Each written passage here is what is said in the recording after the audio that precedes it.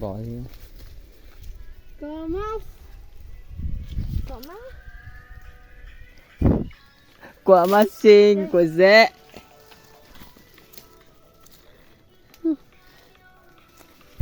Dễ bực rồi. Dao đâu, dao. Dễ cần mà. Đằng sau mày. Đằng sau mày. Từ trên. Tôi chỉ nghĩ không sao nào.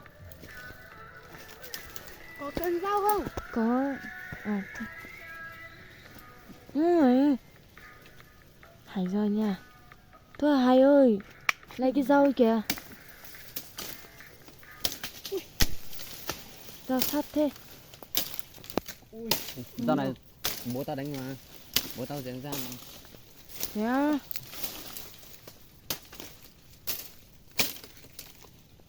Thôi mày đừng có coi tao. Mày quay tao phát. Rồi. Ê, đừng có chặt nha. Cháy ơi. Hả? Chả à? Thế là sao xưa. Thế này như có nó sao mà.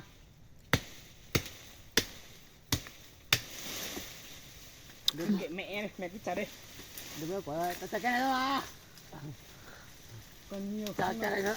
Nó Thì chặt nó cái cây đi. chặt cái đi. Nhỏ quá sợ quá. Không gánh được tinh đâu. Một chặt cho nà. Hay nè. Đây là Về xem là con quả nào không? còn nhiều. Có 2-3 quả. Bây giờ Chặt luôn. cái thằng có muối này. Cái tao lên chặt á. Không sợ à? Chưa. Mày nên số một quả rồi mà. 2 quả thôi à? Chuyên nhạc. 4 quả Chuyên nhạc với có một cái quả. Đâu 2 quả mà. 4 quả. À. Mày. Mày nữa. Chà, xà. Đi đây. Chụp ảnh nè. Tí. Đừng có quay chặt đấy. Nó coi người ta chặt đi người ta bảo là ôi thằng phát gì.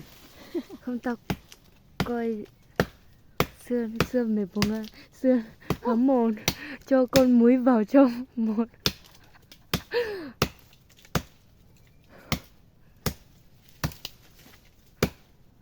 Cái muối.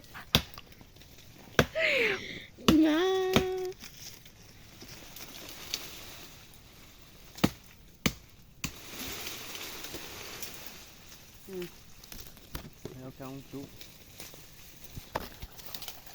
ok rồi mà. Không được rồi.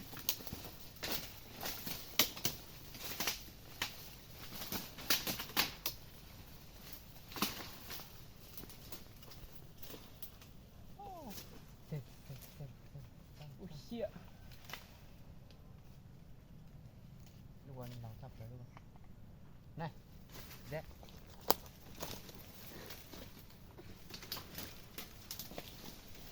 Shit ơi.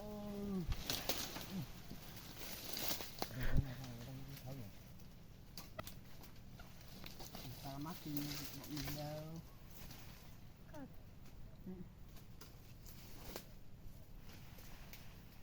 Mấy bằng ăn á.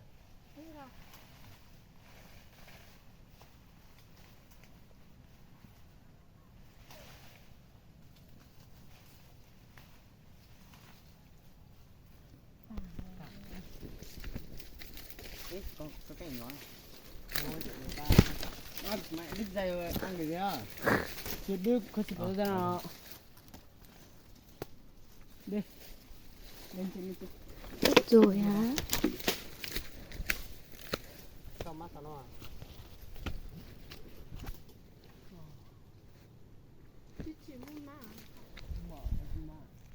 Má nó. Hồng hết rồi mà. Quả. Người nhỏ thì sinh được nhiều con, người Quả người ý. to thì À, sinh không được nhiều. ăn nhỏ nhỏ. Đây cầm đi. Mấy to nhỉ? Ăn nhá.